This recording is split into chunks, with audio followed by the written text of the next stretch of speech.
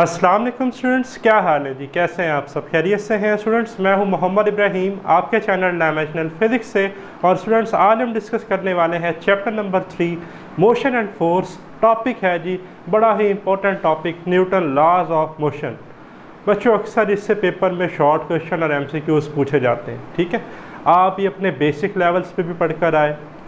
आज हम इसे जो है वो आपके थोड़ा सा एडवांस लेवल पे डिस्कस करेंगे। तो न्यूटन लॉज ऑफ मोशन, ठीक है जी। Galileo kinematics equations of motions के बाद पढ़े जाने वाला और मोशन को अंडरस्टैंड करने के लिए सबसे आसान टॉपिक जो है वो क्या है? Newton laws of motion. But इसकी कुछ लिमिटेशंस हैं, कुछ रिस्ट्रिक्शंस हैं। Newton laws of motion student याद रखिएगा, हम तब अप्लाई कर सकते हैं किसी बॉडी पर अगर उसकी स्पीड जो है वो स्पीड ऑफ लाइट से कम हो। ठीक है, यानी कि इन्हें हम सब एटॉमिक पार्टिकल्स के लिए अप्लाई नहीं कर सकते। क्यों? क्योंकि भाई वो तो comparable with speed of light के साथ मूव करते हैं।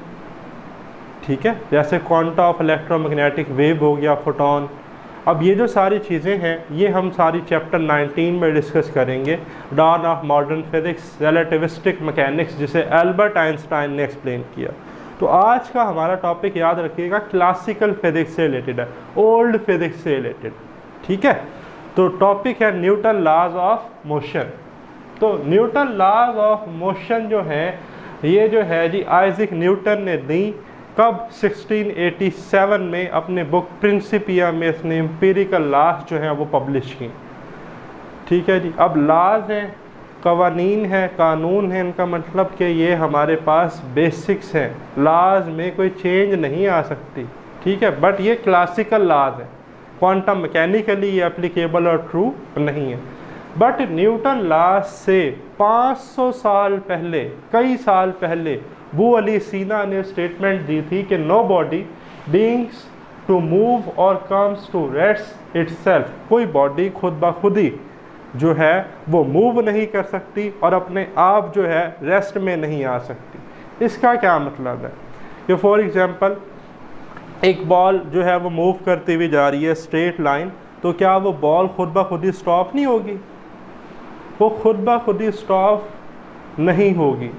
क्यों? फिर वो स्टॉप क्यों हो जाती है? रियल लाइफ में हम तो देखते हैं बॉल फेंकी या किसी क्रिकेटर ने कोई बाउंड्री लगाई तो एक वक्त आता है कि वो या तो बॉल के साथ हिट होकर रुक जाती है या चलते चलते भी रुक जाती है। क्यों? अगर बॉल के साथ हिट करती है तो बॉल उसके ऊपर फोर्स लगाती है, और अगर चलते चलते ग्राउंड के साथ रुक जाती है तो ग्राउंड की फ्रिक्शन उस पर लग रही होती है। इसका मतलब कि अबू अली सीना हमें ये कहना चाहता था कि कोई ऐसा एजेंट है जो चीज़ों को रोक सकता है, चीज़ों को मूव करवा सकता है या उनकी डायरेक्शन चेंज कर सकता है, जिसे अब हम जानते हैं, उसे हम फोर्स कहते हैं। ठीक है, तो देखें 500 साल पहले उसने जो है न्यूटन से ये स्टेटमेंट दी थी कि no body begins to move और कम्स टू इटसेल्फ, तो देयर इज़ अ फोर्स। तो यहाँ से फोर्स का कंसेप्ट आया। फिर न्यूटन ने इसको फर्दर प्रोसीड किया, एक्सप्लेन किया। अब न्यूटन लॉज का हिस्टोरिकल बैकग्राउंड क्या है जी? Historical background of Newton laws के in 1687 Isaac Newton give empirical laws from its book Principia. ये सारे के सारे पेपर में बच्चों याद रखिएगा, MCQs आ सकते हैं। ठीक है, it hold good for bodies who speed less than speed of light. ये उन बॉडीज़, उन ऑब्जेक्ट्स के लिए तो बहुत बेहतर है जिनकी स्पीड जो है वो स्पीड ऑफ लाइट से बहुत कम है। ठीक है, स्पीड ऑफ लाइट के इक्वल या स्पीड ऑफ लाइट से ग्रेटर इम्पॉसिबल है। ये लॉज वहाँ पर फेल हो जाती हैं। बात समझ रहे हैं? ठीक। और फॉर फास्ट मूविंग ऑब्जेक्ट्स, ठीक है जी, फॉर एग्जांपल सब एटॉमिक पार्टिकल एक्सेलरेटर जो है वो हम यूज़ करते हैं पार्टिकल्स को एक्सेलरेट करने के लिए। तो उसके लिए बच्चों न्यूटन लॉज नहीं बनी, उसके लिए हम special theory of relativity, relativistic mechanics use करते हैं, जो कि एल्बर्ट आइंस्टाइन ने एक्सप्लेन की। चैप्टर 19 सेकेंड ईयर में जाके पढ़ेंगे, फ़िलहाल हमारा उससे कोई कंसर्न नहीं है। अब बात कर लेते हैं न्यूटन लॉज की। तो न्यूटन ने जी 3 लॉज दी, Newton first law, Newton second law, Newton third law. भाई क्या बताती हैं? न्यूटन फर्स्ट लॉ जो है ये हमें बताती है डेफिनेशन ऑफ फोर्स। ठीक है जी, या क्वालिटेटिव नेचर ऑफ फोर्स, कि फोर्स है क्या। अब आसान लफ्ज़ों में बताऊं तो फोर्स चीज़ों को रोक सकती है, मूव करवा सकती है, उनकी डायरेक्शन चेंज कर सकती है, उनकी शेप चेंज कर सकती है। सेकंड लॉ जो है न्यूटन की, वो हमें बताती है डेफिनेशन ऑफ एक्सेलरेशन, कि एक्सेलरेशन क्या है। ठीक है, F=m में न्यूटन सेकंड लॉ वहाँ से हम पढ़ते हैं A=F/m, force per unit mass जो है वो एक्सेलरेशन। थर्ड जो न्यूटन लॉ है ये हमें बताती है existence of pair of forces, कि अगर कहीं पर एक फोर्स लग रही है वो एज अ एक्शन है तो उसका रिएक्शन भी लगेगा, और एक्शन और रिएक्शन सेम ऑब्जेक्ट्स पर नहीं लगेंगे, टू डिफरेंट बॉडीज़ पर लगेंगे।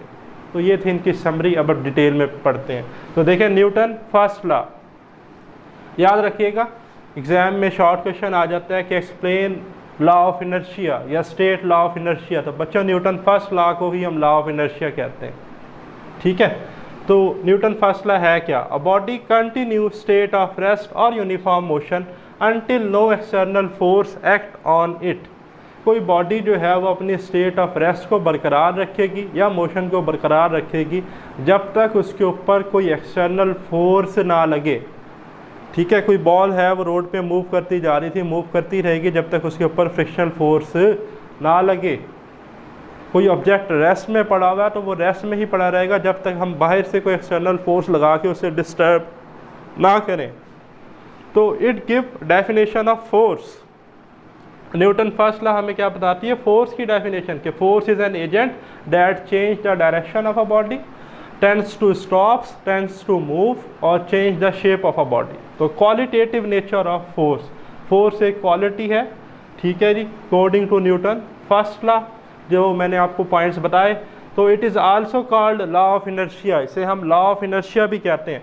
तो इनर्शिया को समझना बड़ा ज़रूरी है। इधर इनर्शिया क्या है जी, the property of a body due to which it resist it state of rest और मोशन। किसी भी बॉडी की अपनी प्रॉपर्टी जिसकी वजह से वो अपनी स्टेट को बरकरार रखे, आया वो रेस्ट में है तो रेस्ट में रहे, मोशन में थी तो मोशन में रहे। इन दो एग्जांपल से बात समझते हैं। ये एक गिलास है जी, 9th में भी आपने पढ़ा कि गिलास है एक हमारे पास, ठीक है, कांच का फॉर एग्जांपल जो है गिलास है, ठीक है, गिलास ही है। तो उसके ऊपर हमने क्या रखा हुआ है, क्लिपबोर्ड, और उसके ऊपर एक कॉइन रखा हुआ है। अगर हम उस कार्डबोर्ड को बड़ी तेज़ी से खींच लें तो वो कॉइन जो है वो उस पेपर के साथ नहीं आएगा, कार्डबोर्ड के साथ, वो कहाँ गिरेगा, उस गिलास में जा गिरेगा। इसका मतलब कि कॉइन जो है वो अपनी स्टेट को बरकरार रखना चाहता था, रेस्ट में था तो उसने कहा मैं रेस्ट में ही रहूँगा, तो वो वापस कहाँ आके गिरा, गिलास में। लेकिन अगर हम इस कार्डबोर्ड को हल्का हल्का खींचेंगे तो हो सकता है वो कॉइन भी इसके साथ आ जाए। ठीक है, तो इसका मतलब कि ये इनर्शिया ऑफ रेस्ट था कि बॉडी ने कहा कि भाई अगर मैं रेस्ट में हूँ तो मैं अपनी रेस्ट की स्टेट को बरकरार रखूँ। इसी तरह इनर्शिया ऑफ मोशन भी होता है। वो क्या होता है, देखें ये एक बस है, इसमें बहुत सारे पैसेंजर हैं, ड्राइवर है, एक पैसेंजर जो है वो अंडर ऑब्जर्वेशन है। अब जब बस मोशन में स्ट्रेट लाइन जा रही है तो पैसेंजर बिल्कुल स्ट्रेट खड़ा हुआ है। अब सडनली आगे से जो है वो एक दरख्त आकर गिरता है, ड्राइवर फौरी हार्ड ब्रेक्स जो है वो अप्लाई करता है, ब्रेक्स फौरी अप्लाई की। अब जो पर्सन ऐसे खड़ा हुआ था स्ट्रेट, तो उसकी शेप कुछ इस तरह हो जाती है। इसका क्या मतलब है, इस तरह की शेप, कि जो उसकी टांगे हैं, लेग्स, वो तो उसकी बस के साथ ही जुड़ी हुई हैं। क्यों, कि वो पर्सन किस स्टेट में था, भाई वो बस मोशन में थी तो पर्सन भी किस में था, मोशन में था। ठीक है, अब जो ही ब्रेक अप्लाई हुई तो बस तो रुकी एकदम से, ठीक है, लेकिन पर्सन मोशन में था, पर्सन मोशन में था तो इसका अपर जो बॉडी पोर्शन था वो एकदम से आगे फॉरवर्ड मूव किया। इसने अपनी मोशन को कंटिन्यू रखना चाहा, बट इसके लेग्स जुड़ी रही क्योंकि बस जो है वो रुक चुकी थी। इसे हम कहते हैं इनर्शिया ऑफ मोशन। इसी तरह इनर्शिया ऑफ डायरेक्शन भी होता है, जिस तरह से इस पर्सन की डायरेक्शन थोड़ी सी चेंज हुई, टिल्ट हुई। ठीक है, तो इनको मैं ज़्यादा डिटेल में एक्सप्लेन करूँगा ई कैट या एम टी कैट के लिए। फ़िलहाल इसको पढ़ना इतना डिटेल में ज़रूरी नहीं है। ठीक है, बस आपने इतना याद रखना है कि इनर्शिया की भी आगे कैटेगरीज है, इनर्शिया ऑफ रेस्ट है, मोशन है, और इनर्शिया ऑफ डायरेक्शन है। फिर है स्टूडेंट हमारे पास इनर्शियल फ्रेम ऑफ रेफरेंस। सबसे पहले तो फ्रेम ऑफ रेफरेंस को समझते हैं। फ्रेम ऑफ रेफरेंस क्या है जी, any coordinate system in which measurements is taken. ये मेरे पास ये एक रेक्टेंगुलर कोऑर्डिनेट सिस्टम है, ठीक है, X axis, Y axis, Z axis. जैसे मेरा रूम, अगर मैं इसमें सिंपल पेंडुलम का एक्सपेरिमेंट परफॉर्म कर रहा हूँ तो ये मेरा क्या है, कोऑर्डिनेट सिस्टम है। The system in which measurements are taken are called frame of reference. अब इनर्शियल फ्रेम ऑफ रेफरेंस क्या होता है, इनर्शिया से आया, लॉ ऑफ इनर्शिया से आया। Frame of reference in which Newton laws hold, Newton laws are valid. ऐसा frame of reference जिसमें न्यूटन लॉज लगती हो उसे कहते हैं इनर्शियल फ्रेम ऑफ रेफरेंस। अब लॉ ऑफ इनर्शिया ये कहती थी कि बॉडी जो है वो रेस्ट में है तो रेस्ट में रहे, मोशन में है तो मोशन में रहे, जब तक कोई एक्सटर्नल फोर्स ना लगे। रेस्ट में थी तो एक्सेलरेशन ज़ीरो थी, यूनिफॉर्म मोशन से मूव कर रही थी तो भी एक्सेलरेशन ज़ीरो थी। इसका मतलब कि उस पर लगने वाली फोर्स ज़ीरो थी, तो वो अपनी स्टेट बरकरार रखे हुए थी। तो फोर्स तब ज़ीरो होगी जब एक्सेलरेशन ज़ीरो होगी। तो एक्सेलरेशन ज़ीरो होने को हम कहते हैं नॉन एक्सेलरेटेड। तो याद रखिएगा, पेपर में एमसीक्यू आ सकता है इनर्शियल फ्रेम ऑफ रेफरेंस को हम एक्सेलरेटेड फ्रेम कहते हैं या नॉन एक्सेलरेटेड। तो बच्चों non accelerated frame of reference और non accelerated frame of reference में न्यूटन लॉज जो है वो होल्ड करती हैं। ठीक है, अर्थ जो है ना हमारी, इसको हम अप्रॉक्सीमेटली जो है, अब इस वक्त मैं अपने रूम में खड़ा हुआ हूँ, ठीक है जी, तो इसे जो है वो हम कंसीडर करते हैं inertial frame of reference, non accelerated frame of reference. But हम ये पढ़कर आए हैं कि अर्थ जो है वो सन के गिर्द भी ऑर्बिट करती है, अपने एक्सिस पे भी स्पिन करती है। तो अगर मैं स्ट्रिक्टली स्पीकिंग कहूँ, मेरे वर्ड्स पे गौर कीजिएगा, स्ट्रिक्टली स्पीकिंग, तो फिर अर्थ हमारे पास non inertial frame of reference है, एक्सेलरेटेड है, क्योंकि वो रिवॉल्व कर रही है या स्पिन कर रही है। ठीक है, तो कुछ हमारे पास जो है फ्रेम ऑफ रेफरेंस एक्सेलरेटेड भी होते हैं। एक्सेलरेटेड फ्रेम ऑफ रेफरेंस को हम कहते हैं non inertial frame of reference. ये भी हम सेकंड ईयर में जाकर डिटेल में डिस्कस करेंगे। तो ये शॉर्ट और एमसीक्यूज़ के लिए आपको पॉइंट्स आने चाहिए। फिर बात कर लेते हैं न्यूटन सेकंड लॉ की। न्यूटन सेकंड लॉ क्या है जी? स्टेटमेंट है force equal to the mass time acceleration. जो फोर्स है वो किसके बराबर है? मास टाइम ऑफ एक्सेलरेशन के, F is equal to M A. ठीक है, न्यूटन की सेकंड लॉ जो है वो हमें एक्सेलरेशन की डेफिनेशन देती है, गिव डेफिनेशन ऑफ एक्सेलरेशन, या ये हमें बताती है क्वांटिटेटिव नेचर ऑफ फोर्स के, क्वांटिटी वाइज फोर्स के F is equal to M A. ठीक है, अब ये हम पढ़कर आए कि according to Newton second law acceleration is directly proportional to force and inversely proportional to mass. ठीक है, तो इन दोनों इक्वेशंस को अगर हम कंबाइन कर लें, इक्वेशन 1 को और 2 को, तो A is directly proportional to F over M, A is equal to K F over M, K SI unit में इसकी वैल्यू 1, तो A आ गया एफ ओवर एम, तो एफ को हम लिख लेते हैं F is equal to M में, force is equal to mass time acceleration. ठीक है, तो ये क्या है जी? Newton second law. अब फॉर एग्जांपल ये जी एक बाईसाइकिल है, ठीक है, सपोज कर लें आप, और लेट से ये एक कार है। ठीक है जी, ड्राइंग पे फोकस नहीं करना भाई, फिजिक्स के कंसेप्ट पे फोकस करना है। ठीक है, तो इधर देखें, अब इन दोनों पर लग रही है सेम फोर्स, इस पे भी फोर्स एफ, इस पे भी फोर्स एफ। ठीक है, इसका मास कम है, इसका मास ज़्यादा है। अब बताएं एक्सेलरेशन किस में ज़्यादा होगी? जिसका मास कम उसमें एक्सेलरेशन ज़्यादा, साइकिल में एक्सेलरेशन ज़्यादा प्रोड्यूस होगी। ठीक है, और ये जो कार है इसमें एक्सेलरेशन कम प्रोड्यूस होगी। ठीक है, क्योंकि इसका मास ज़्यादा और फोर्सेस दोनों में बराबर थी। अब F is equal to M A से हम लिख सकते हैं कि हमारे पास जो फोर्स है F is equal to M A, उसका ऐसा यूनिट क्या है? एम के एस में मीटर किलोग्राम सेकंड में, न्यूटन। तो न्यूटन को हम लिख सकते हैं फिर बेस यूनिट में kilogram metre per second square. कैसे आया? मास का केजी, एक्सेलरेशन का एम एस माइनस 2। तो ये तो था ऐसा यूनिट में। अब पेपर में एमसीक्यूज आ जाता है कि 1 dyne is equal to dash Newton, या 1 Newton is equal to dash dyne. क्या लिखेंगे? डाइन क्या है सबसे पहले तो भाई, ये डाइन कोई खौफनाक ख़तरनाक चुड़ैल नहीं है। ठीक है, ये डाइन जो है सीजीएस यूनिट है फोर्स का। सीजीएस क्या होता है? Centimetre gram second. तो अगर मैं ये जो है ना किलोग्राम मीटर पर सेकंड की जगह लूँ ग्राम, और मीटर की जगह लूँ सेंटीमीटर, और सेकंड की जगह सेकंड ही ले लूँ, तो ये यूनिट बनेगा ग्राम सेंटीमीटर पर सेकंड स्क्वायर।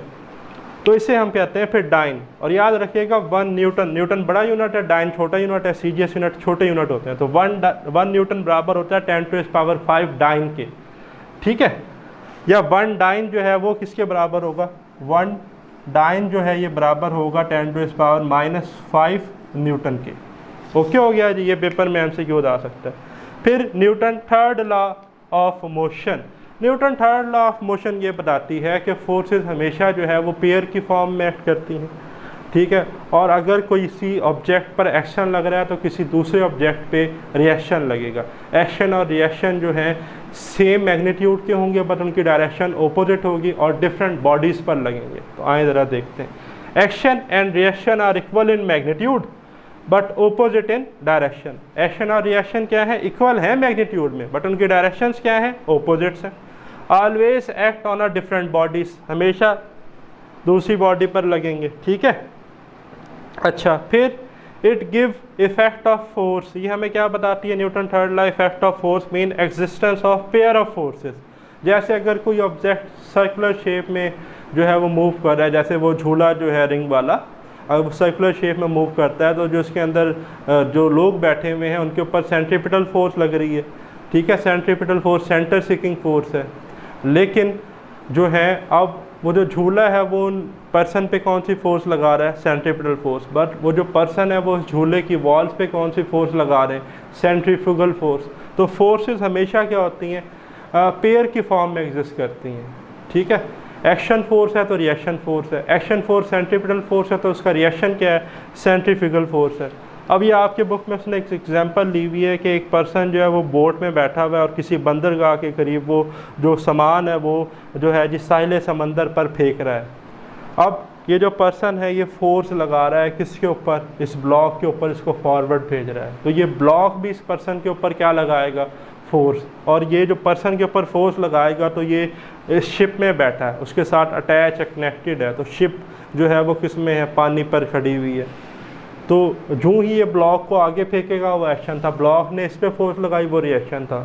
तो जब ब्लॉक फॉरवर्ड मूव करेगा तो ये पर्सन जो है अपने शिप में बैकवर्ड मूव करेगा, because action and reaction are equal but takes place opposite in direction, ठीक है जी। तो ये था स्टूडेंट हमारा आज का video lecture Newton laws of motion से रिलेटेड। मिलते हैं जल्द नेक्स्ट वीडियो लेक्चर के साथ, मुझे दे इजाज़त, अल्लाह हाफिज़।